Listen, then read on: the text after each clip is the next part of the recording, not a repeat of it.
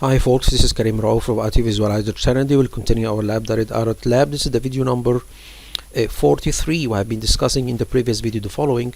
We have been continue working to secure our Windows Server 2019 environment based on the recommendation of the Department of Defense and the Defense Information System Agency of the United States. This is the video number 13. We have been now working for 12 videos on securing our Windows Server 2019. We have discussed a lot of concepts and a lot of recommendations to secure your Windows Server 2019 environment. We will begin from where we have last stopped at the recommendation.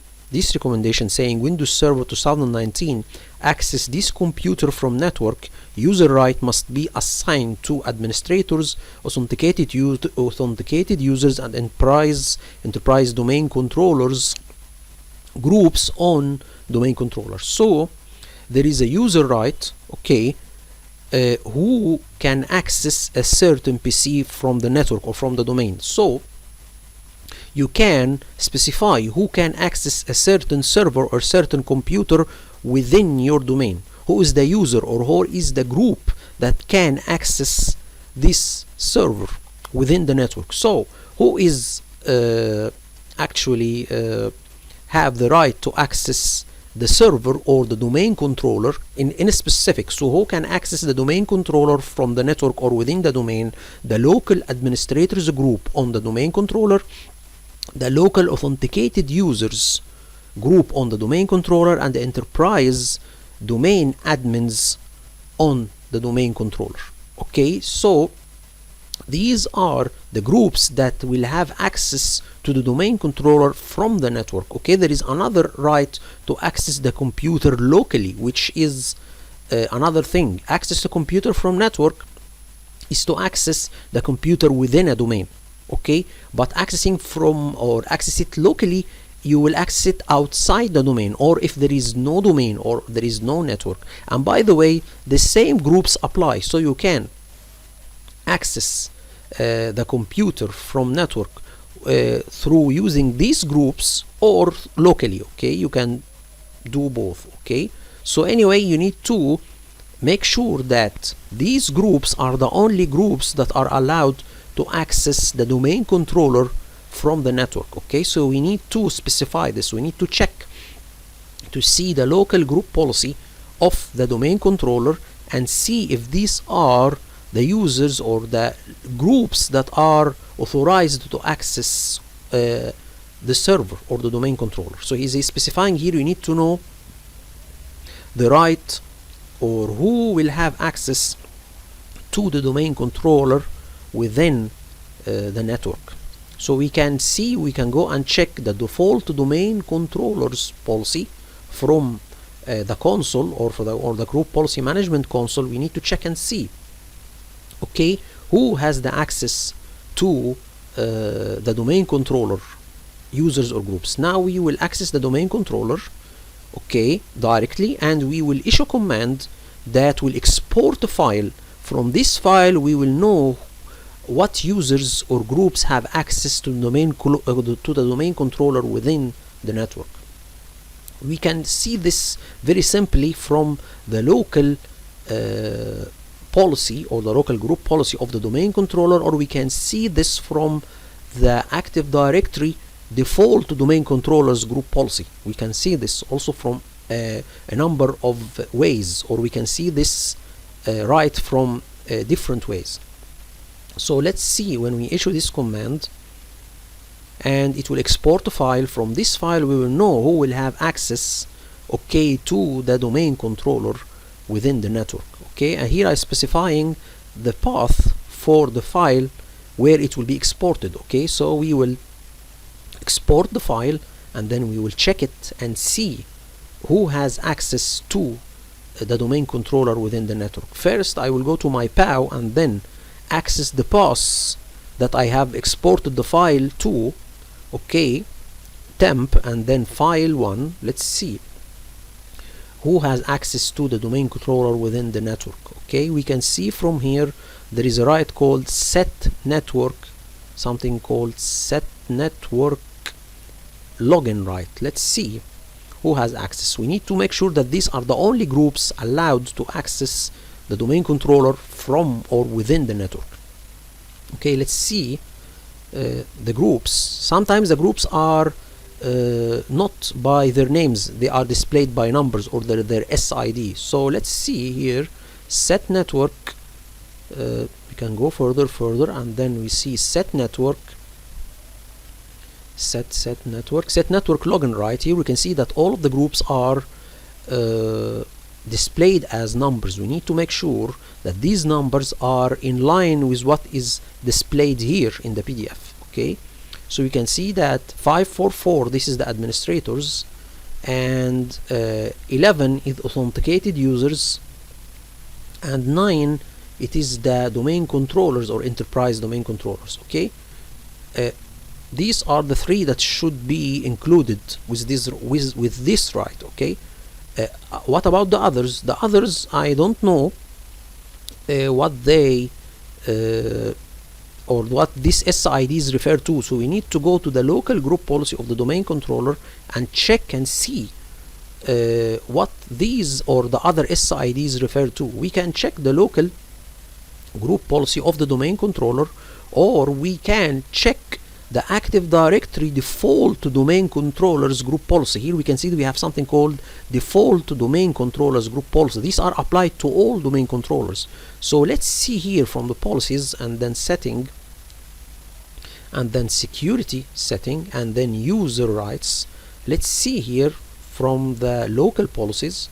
Okay, security options, not security, I think user right assignment. We will see the user right assignment. From here we can know who has access to the computer from network. Here we can see that here he displayed administrators, authenticated users, enterprise domain controllers. These are the 3 that we were talking about. Okay, as for 554, I think this is something we need to check. I think this is maybe a guest account or whatsoever. So you can check this through the internet. You can check this SID and what does it refer to. Maybe it refers to a system user, okay, or a Windows system user. So these are in line with the PDF, but everyone, I think here it should be removed, and this we will check it later. But everyone, this is the default group policy. I didn't change it. Okay, so I didn't put any of these. Okay, these are done by the Active Directory, so these are all listed by the Active Directory. I didn't remove or add any. Okay, so we need to take care if we remove everyone, and this one we should not remove them unless we are completely sure it will not do any harm. As for everyone, you can try, but for this one we need to check first the SID and what does its name or what does, sorry, its ID or its number refer to. What is the name of this SID? Okay, it refers, this number refers to a group or a user. We need to make sure who is that user or who is that group. Okay, so we completely checked and see, and you need to test this carefully because it will not allow some users to access the domain controller through network. So this should be tested. Okay, so we need to check this SID and what does it refer to. I think this refers to the guest account, maybe. I don't think, or maybe system, it refers to Windows system account. Anyway, so let's continue working with the other recommendations. If it is not set, you can set it through the group policy of the default domain controller, the one that we have now seen. Okay, and the other recommendation, to add workstations to the domain, user right must only be assigned to administrators group on domain controller. So the only one that can join computers to the domain is the local administrators group on the domain controller. Okay, this is very, very logical. Okay, the local administrators group on the domain controller are, by the way, domain admins and Active Directory domain admins group and Active Directory enterprise admin groups are a member of the local administrators group on the domain controller. Okay, so we need to make sure that this right also is set correctly. Okay, so you can use the domain admin account to join users to the domain, or you can use your enterprise admin account to join computers to the domain controller. Okay, so you can check and see set machine privilege. Okay, let's see this right and see who has the right to join a PC or a server to the domain. You can check this from the text file that we had exported, or from the default domain controllers group policy, or locally by checking the local group policy of the default of the domain controller. This is the Active Directory default domain controllers policy. It is applied to all of the domain controllers. So go to the local policy and then user right assignment, and let's see who will have or add workstations to domain. Here is saying authenticated users. This is a little bit strange. Okay, this is the Active Directory domain controllers policy. Let's see what is listed in the local policy, the local domain controllers group policy, from the text file that we have exported earlier. Okay, so we need to see this, and I check the default domain policy as well. Let's see this right in the default domain policy. This is applied to all of the servers and workstations. Let's see user rights, and here we can see that add a workstation to the domain, it is not defined, so it's defined only in the domain controllers group policy. Okay, we need to check and see the local group policy. Okay, and this was already exported in the text file, so let's see the local group policy and what does it say. So here is saying that in the Active Directory domain controllers group policy, he's saying authenticated users can join a PC to the domain. So this, I think, it's not correct. We need to check it and see it, and this is also by default. I didn't change it. Okay, so you need to make sure that administrators change it to administrators that are allowed to join PCs to the domain or servers to the domain. And the next recommendation, allow login through remote desktop service. User right must only be assigned to administrators group on domain control. So the only one that can access a system, okay, log in through remote desktop services, user right must be only assigned to administrators group. So he's saying the one that is allowed to access systems remotely through using remote desktop service, it is the local administrators group on the domain controllers. So I think he is talking about accessing the domain controller remotely or accessing the other PCs and servers remotely. I don't think he's here is clarifying this in the PDF, but I think he's saying that the only one or the only members of a group that are allowed to access any PC or server remotely in the domain, it is the local administrators group on the domain controller, and this is logic. Okay, so he's saying that we can check this from the local group policy. So all of these group policies are local group policy applied to the server. So we can check the local group policy of the server, or we can apply it using the Active Directory default domain controllers group policy. So let's see the local group policy of the domain controller and see who are allowed to log in through remote desktop services. Okay, I think he is talking about maybe also accessing the domain controller remotely using the remote desktop application or connection, this to access the domain controller remotely. I think this is also another right.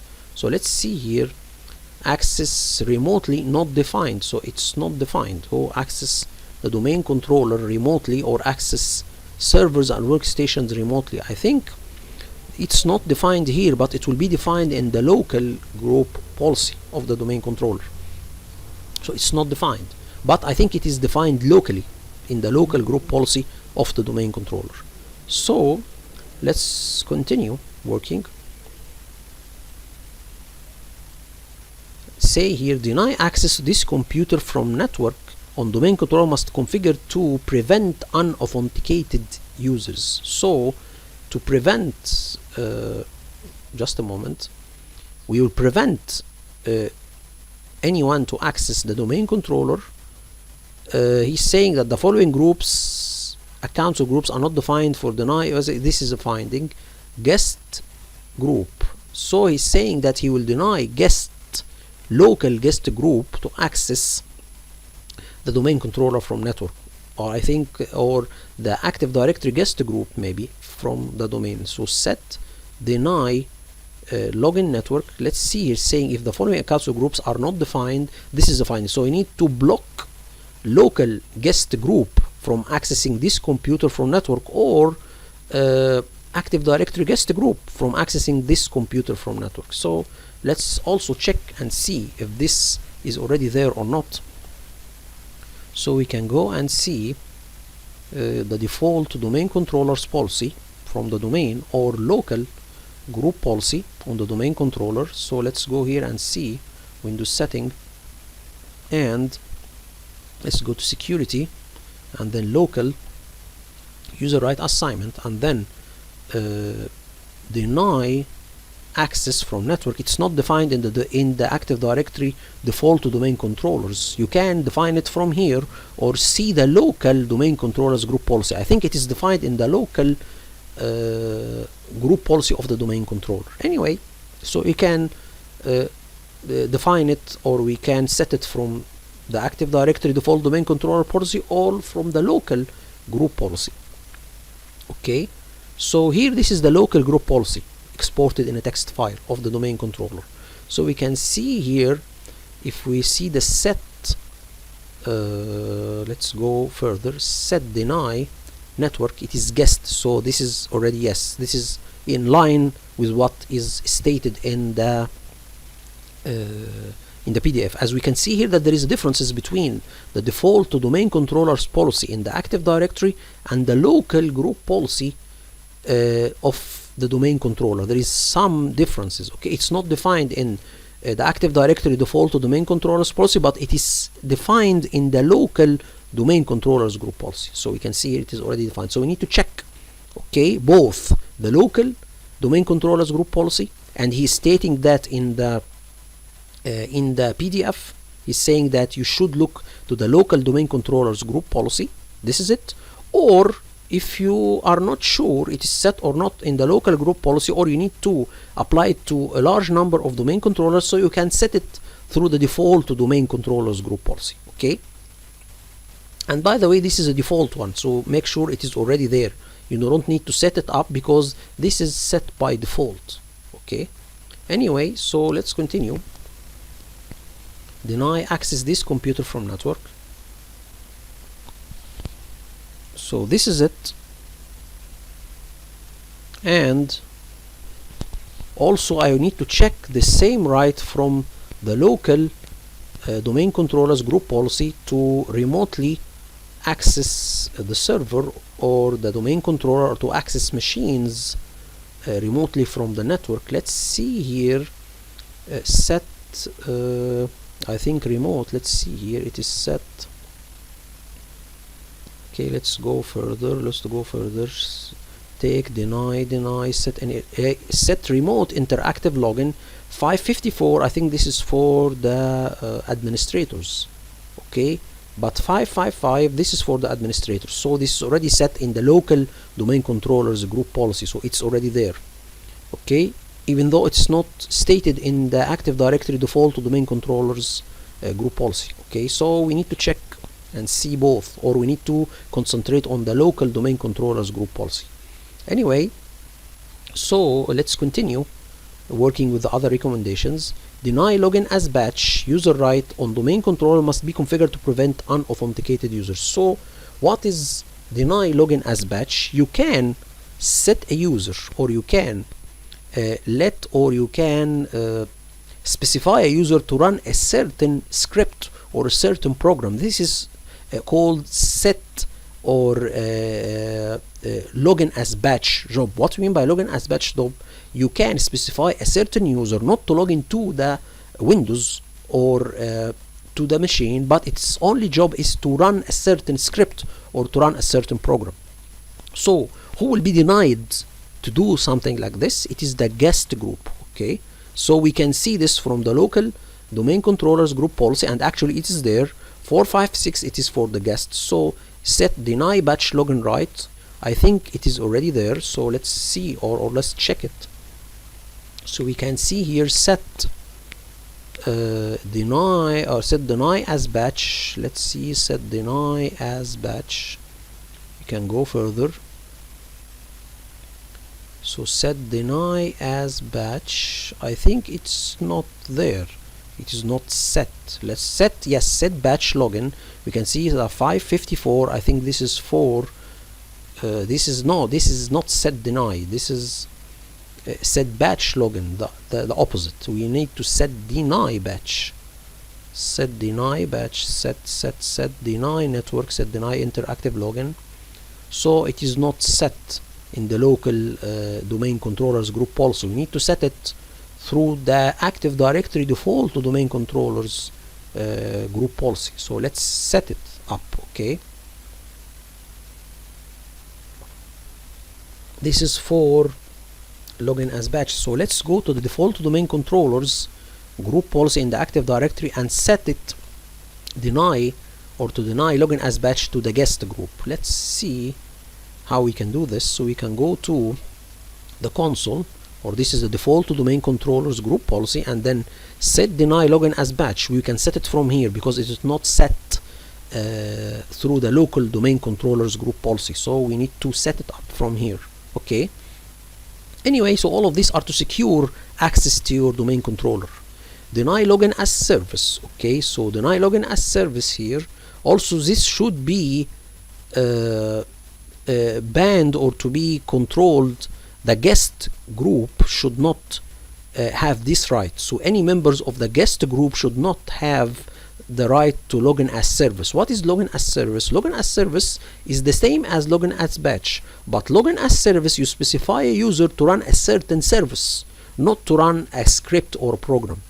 To run a service, maybe like, for example, SQL Server service, maybe certain Windows services, so, or certain application services. Okay, for example, sometimes the Sophos, or if you have a firewall, the Sophos firewall will not run unless there is a certain service running in the Windows. So you can specify a user to run the Sophos Windows service, so the Sophos firewall will begin working. This is one of the things, I think, or maybe not the Sophos firewall, the client of the Sophos. Okay, so it will not run unless there is a certain Windows service running, up and running. So we need to deny certain users to login as service. Okay, this also will be to the guest.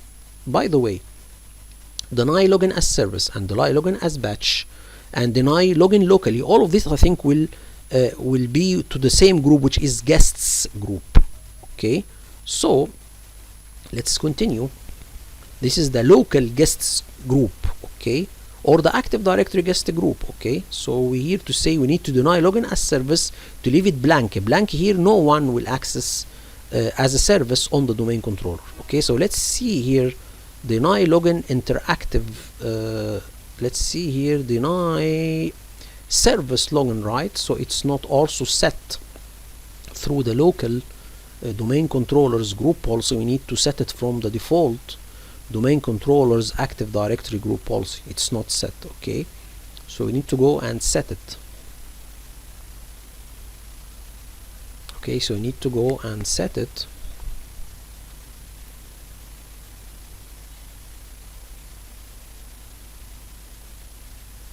Okay, so we need to do this and deny login locally. So also to the guest group. What we mean deny login locally? Locally, not through the domain. So who is denied to access the domain controller locally, not through the domain? It is the local guests group on the domain controller. Okay, so that's it, because guest it's not a secure account. Okay, anyway, so set deny interactive login right. This should be for the guests. So let's check the default, or let's set the local domain controllers group policy and see. Set deny interactive login right. This should be denied to the guests group. Okay, or the local guests group on the domain controller. Deny login locally, and this is already there. I see it. and deny login locally. We have done this before for set deny login interactively, but this is, we have done the opposite. We have allowed administrators to log in remotely to the domain controller, but here we need to deny remote login to the domain controller to the local guest group. Okay, so this is one, we need to check this also.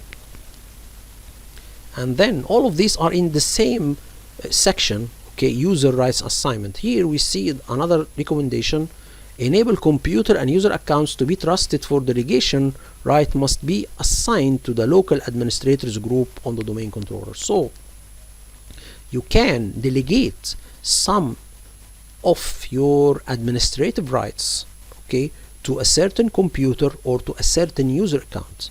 This right or this user right should be only to the administrators, so the local administrators on the domain controller. So the local administrator on the domain controller is the only one that can delegate some of his rights to a certain computer or to another user. Okay, so this is the only one who is responsible for doing this. Okay, so let's also check and see who has enabled computer and user accounts to be trusted for delegation. Here is saying that, I think trusted for delegation, here is saying that, just a minute, here is saying that if any account or group other than, let's see here what is saying here. I think he is trusted for delegation. I think the computer itself or the user to be trusted for delegation, but maybe trusted for delegation of some rights of the administrator or other users. So you can take other user rights, okay, other than the administrator, you can delegate it to yourself. I think this is what he mean. Okay, so let's see what is enable computer and user accounts to be trusted for delegation. So let's see here where it is set enable delegation privilege. It will be for the administrators, and this is correct. It is 544, so this is correct.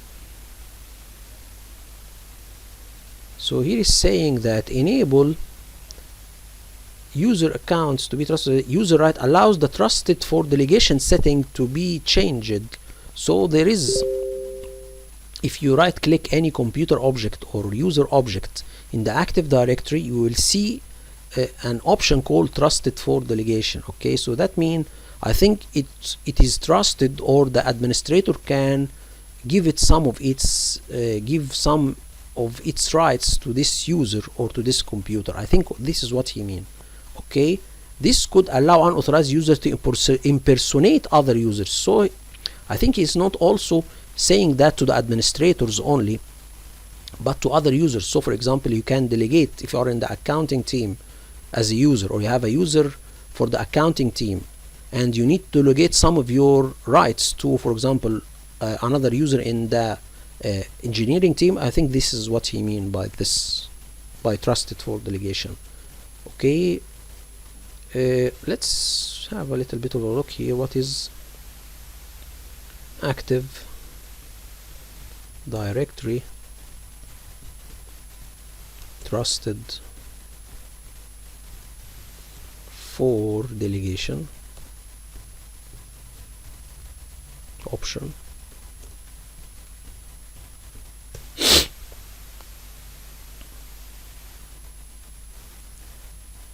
Okay, let's see here.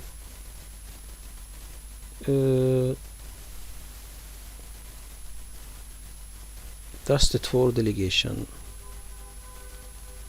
on several levels in Active Directory,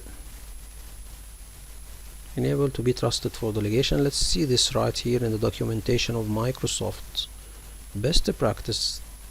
This policy is the one which users can set the trust for delegation setting on a user or computer object. Security account delegation provides the ability to connect to multiple servers, and each server change retains the authentication credentials of the original client. Delegation of the authentication is capability that client and server applications use. Anyway, I don't think this is what I mean. The user of the machine object that is granted this right must have write access to the account flags. A server process, I don't think here this is much clear. There is no reason to assign this user right to anyone on a member server and workstations that belong to a domain, because it has no meaning in those contexts. It is only relevant on a domain controller and standalone services. Okay, I don't think I completely understand what does this say. Anyway, trusted delegation. What is Active Directory trusted delegation option? So what is account delegation Active Directory? A critical part of security controlled by delegating control over the Active Directory. You can grant users or groups the permission they need without adding users to the privilege group, like administrators, what so and so. So yes, this is the delegation in the Active Directory, but not the delegation. Trust a computer for delegation.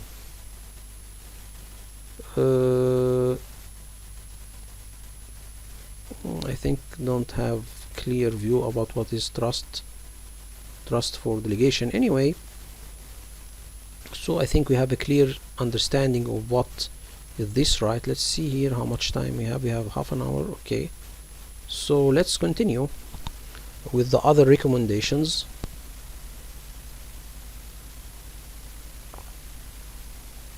So I think here this is only allowed for the administrator group, and there is one of or other recommendation saying that the KBKRBT account on a domain must be reset at least every 180 days. Take care, guys, this is a very critical service account. It is related, or Active Directory service account, this is related to the purpose.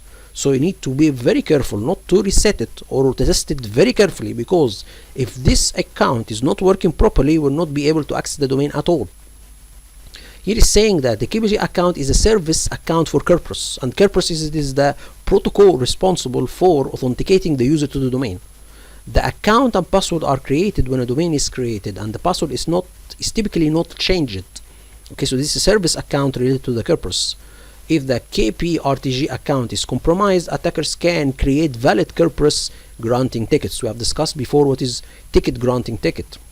So the one who is, if he able to hack this service account, he can grant himself tickets to access the domain. So this is very critical. The password must be changed twice to effectively remove the password history. So we need to change the password for this account two consequent times, or to change it twice. Not only change it once, no, change it twice at the same time. Okay, changing once, waiting for replication to complete, and the amount of time equal to or greater than the maximum Kerberos ticket lifetime, and changing again reduces the risk of issues. So you need to, here as it's saying here, you need to change it twice. First change it and then wait for the replication to complete, which is the maximum Kerberos ticket lifetime or user ticket lifetime, and then change it again to reduce the risk of issues. You need to be very careful, very careful to do this. Okay, I think there is I have a PDF, okay, that was discussing this issue, something with my friend colleague Hyuka has discussed this in his Active Directory security assignment assessment PDF. Let me show you all this PDF. So let's go to AD collection and let's go to transformers. Let's go to transformers. Yes, the transformers here. Let's go transformers, and then let's go to the PDF. I think it's here, not this one. Let's go to the DC domain, Active Directory user assignment. So let's see this PDF, and let me show you all the way that this user has changed. Let me check first here and find edit. Let's find, I need to find something. KRB, I think. What is the what is it? It is KBRB TG. Let's see here.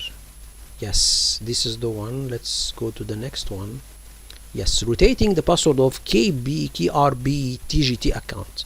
The procedure of rotating this password needs to be in place. The KBT is a security principle for the Kerberos. We all know this.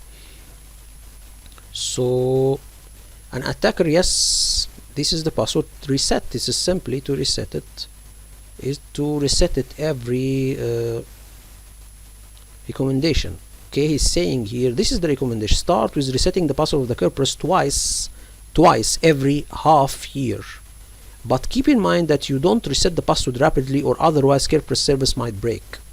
So reset the password of the Kerberos, but do not do it rapidly. Make sure you reset the password once and wait until you can do the second reset. Usually it is around 10 to 24 hours before you can do the second reset. So you need to reset the password twice so the password is in effect. Okay, here is a script that can be used for validation to see if all DCs have replicated to each other. So because this password should be replicated to all other domain controllers. Anyway, this is the right way to reset the KRB TGT service account. You need to be very careful, okay, on doing this. Okay, I will leave this PDF in Google Drive link in the description of the video. So you need to be very careful when you reset this service account password, because it may break your authentication in the domain. Okay, so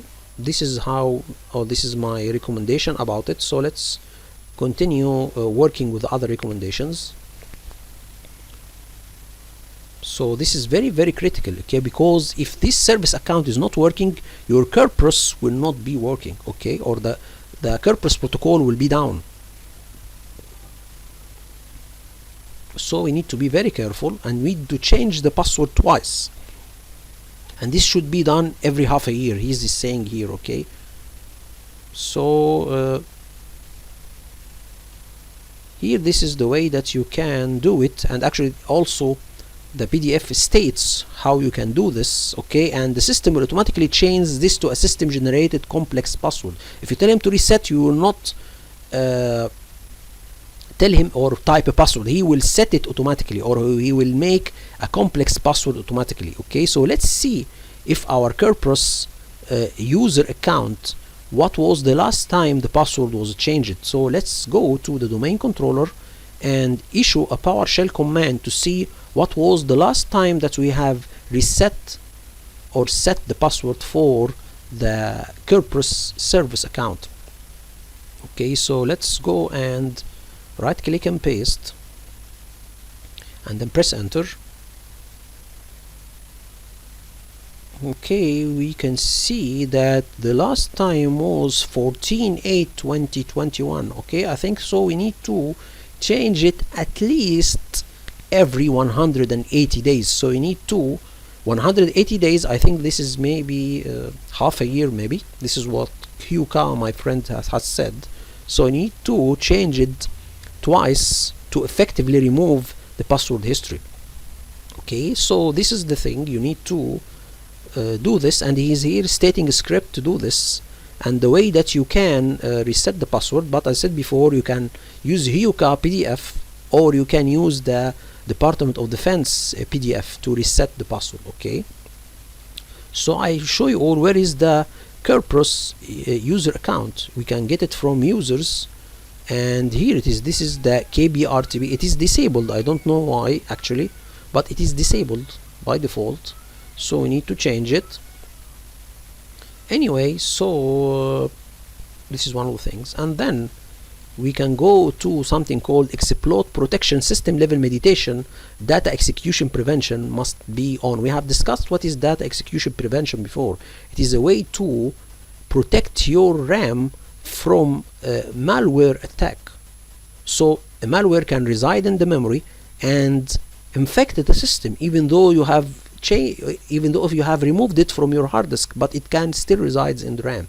So this is the data execution prevention helps you to avoid something like this. And exploit protection, this is a system that helps you to avoid malware attacks through the RAM. I think let's see here what is exploit protection.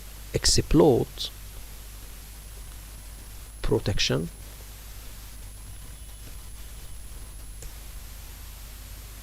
Exploit protection helps protect against malware that uses exploits to spread. Exploit protection consists of many meditations that help you either the operating system or anyway. So this is a way to help you avoid malware attacks, okay, and especially the malware attacks from the RAM, okay.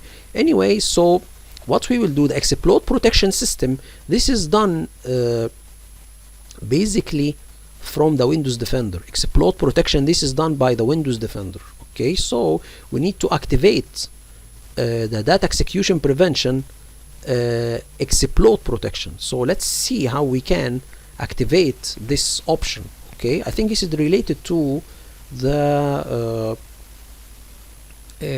Windows Defender, and by the way, it is on by default. The data execution prevention, it is on by default. We have seen this before. It is already there. We have done this before. So we can go to our default or to domain controller and issue a PowerShell command to see if the data execution prevention is there. So data execution prevention help us to prevent exploit attacks, okay.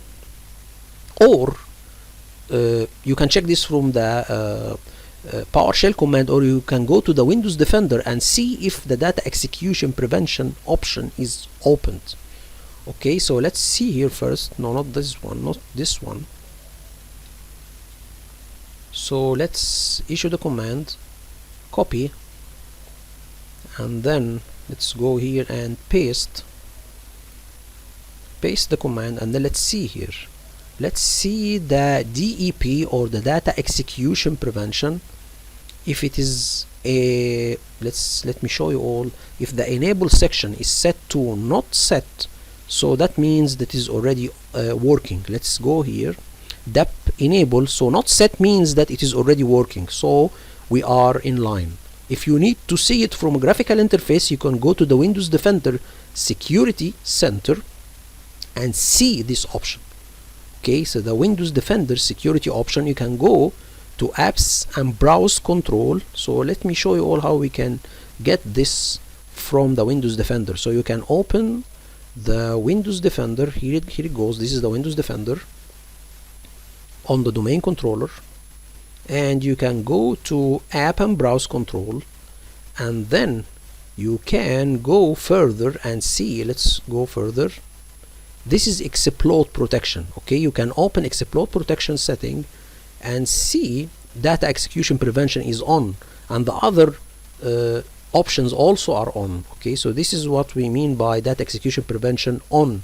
You can see it from the Windows Defender if you have a server with a graphical interface, or if you don't have and you have Windows Data Center Core, you can see this from the PowerShell command. So let's continue working with the other recommendations. So the data execution prevention, it is set already. If it's not set, you can open it or enable it using a group policy. You can enable it from Windows Components, Windows Defender Exploit Guard, Exploit Protection, and set it, okay, and set this option from it, okay. Exploit Protection randomize memory allocation. So this is another option. You enable it to help you protect from malware attacks, okay. So also this can be seen from here. This is called ASLR. I think this is the one. It is set to no set, so that means this option is enabled. So these options are all options. Let me show you all something here. So if you open the Windows Defender again and open the app control and then open the exploit setting, we need to have all of these options: control flow guard and data execution prevention, and let me show you all here, and randomize allocations and other options, all of these, and heap prevention or heat integrity and validate exception chains, all of these options are to help you or to protect your system from malware attacks. So you need to see that they are all on. You can see this from the graphical interface of the Windows Defender or through the PowerShell command. Okay, if you are working on a server or Windows Server Core, the one that you are working on currently, you can check this, okay, and see. So we can check all of these settings. We need to make sure that all of these sections are not set. Okay, so DEP is not set, it is enabled. SLR not enabled, not set. Strict handle is not set. CFG or control flow guard is not set. SEHOP, validate exception chains, the one that I have shown you earlier, it's also not set. So if you can go to this section, SEHOP, these are all options to help you prevent malware attack. Okay, so we can go further, and SHEOP enabled, it is not set. So all of these options are enabled. Heap or validate heap integrity, this also option is enabled. We can go and see it also from the PowerShell command. So we go to the Windows Defender, or you can go through the PowerShell. It is the heap. Okay, it is not set terminal or termination whatsoever, so it's already enabled. Okay, and then we need to, by the way, all of these settings are done in two levels. First of all, for example, data execution prevention will be done on the Windows system as a whole, and you can activate data execution prevention on a certain program. So you can activate data execution prevention on the Adobe Reader, for example, or on Office, for example. Okay, the Department of Defense had made an XML file. You can put it through a group policy and distribute it to all of your servers and workstations, and it will play with the setting, okay, of the Windows Defender concerning exploit prevention to programs. Okay, so this is what we mean by this. So this will be done, let me show you all. So for example, these settings are done to the Adobe Reader. So the data execution prevention is done for the Adobe Reader itself. Okay, so there is some setting through the Windows Defender. So let me explain it more. So for example, if you open the Windows Defender again, okay, and let's see here, app control browser. If we go to exploit protection setting, we can see there is two things. System setting, all of these options are enabled on the system, the Windows as a whole, or you can go to programs, for example, and activate the same options, not for the system as a whole, but to certain programs. So if you go to the Adobe Reader and tell him edit, we can see that we have the same, or if you can go further, we can see here that there is, can go further, there is data execution prevention and control flow guard and other settings. So these are inherited from the system, or you can make it individually to programs. So the Department of Defense have a XML file that you can export it and import it to all of your Windows Defenders in all of your workstations and servers, and it will play with the setting individually done for every program. Okay, we can push it through a group policy. Let me show you all how we can do this. So if we go and show you the XML file, so if we can go there and open, there is a certain XML file. I have put it on the desktop of the server. Okay, let me go first and see a certain group policy, something called data guard exploit protection, and exploit protection use a common set of exploit protection settings. So here there is a file that you can specify, and these are exploit protection settings. So if we go again, these are let's go there here, these are setting, common setting for, so these are programs, or this is exploit protection setting programs. Okay, so these are exploit protection setting values to some programs here. Okay, so this is are in an Excel sheet, sorry, in an XML file. It will be exported using a group policy. So here I will define a certain XML file that contains certain exploit protection setting. It will be applied to all of my Windows defenders in all of my domain. So let's see where is this file. If I can show you all, let me go further. So let me show you the file itself. So here we can see that this file DOD EPv3 XML, these are exploit prevention setting for the Windows Defender. This setting I need to apply to all of my Windows Defenders in all of my domain, and these settings are related to exploit protection, or exploit protection prevention setting is related to programs, not to the system. Okay, so let me show you all how we can do this. We will tell him the pass and then put the file name, and this setting for the Windows Defender exploit prevention setting will be applied to all of my Windows Defenders in all of my domain. Okay, so we copy it and we will apply it to all of my workstations and servers. Okay, so I think maybe we need to stop here. Let's wait. What is the minute number? 44:59. I think maybe we can, okay, we can continue working for another 5 minutes or so. So this will be applied to all of my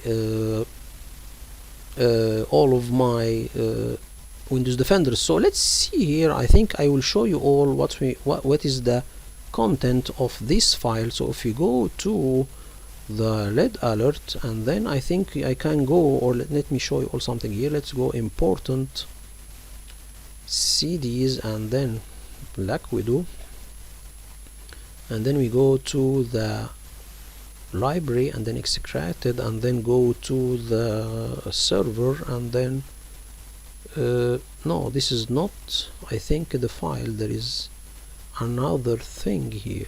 Let's go extracted, and I think there is one. Yes, I think, remember it, this is here, and templates. Let's go further, and manual STG, not this one. I think it is supporting documents. Yes, this is the one. If tell him right click and edit. Okay,